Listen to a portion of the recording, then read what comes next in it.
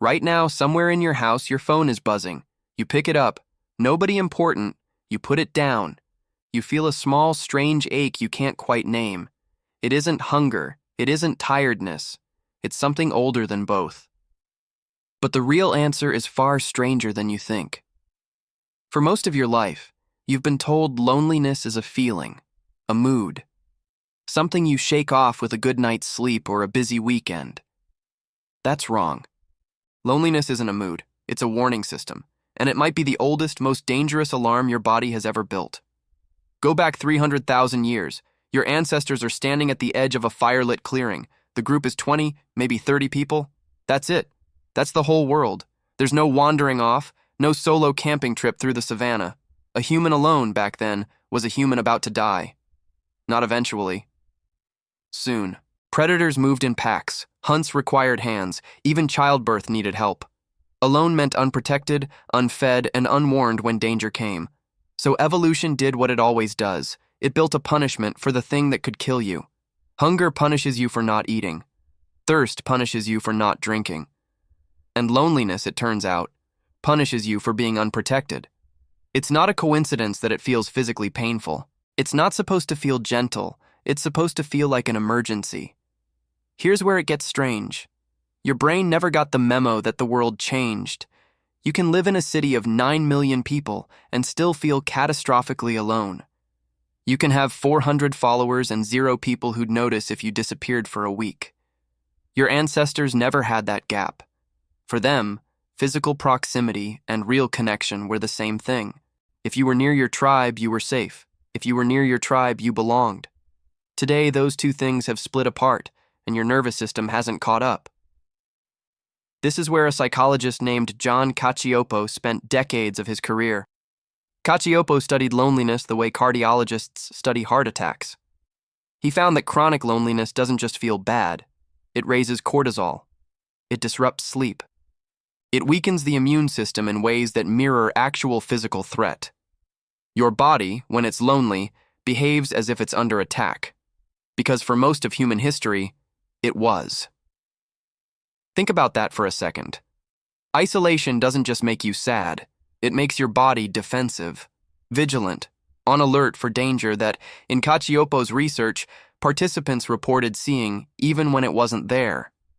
Lonely people in his studies were more likely to interpret neutral faces as hostile, more likely to expect rejection before it happened.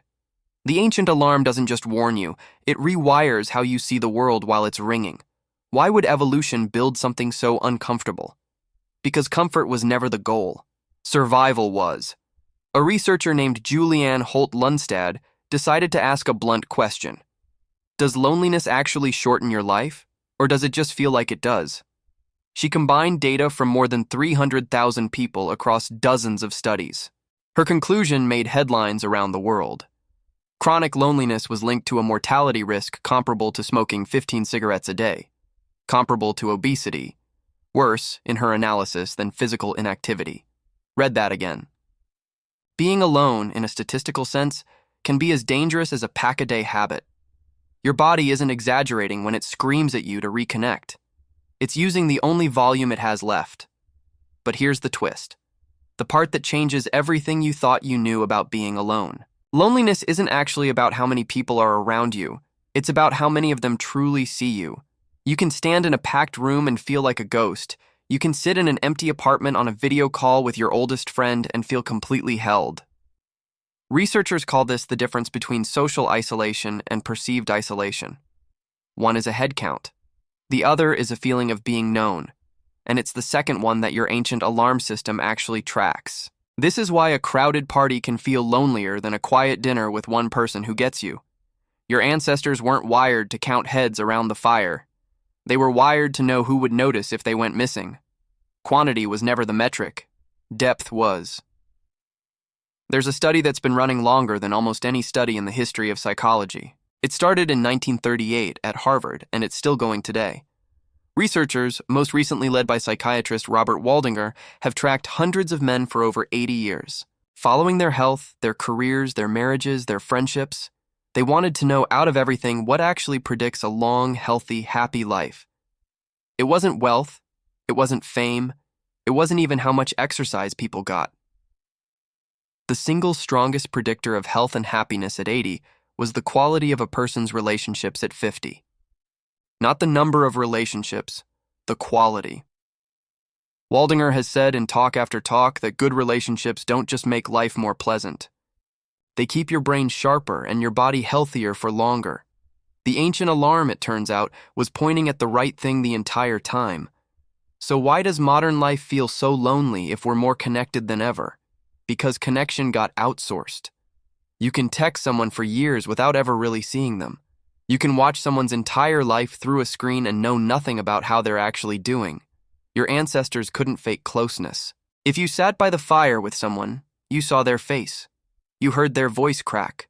You noticed when something was wrong.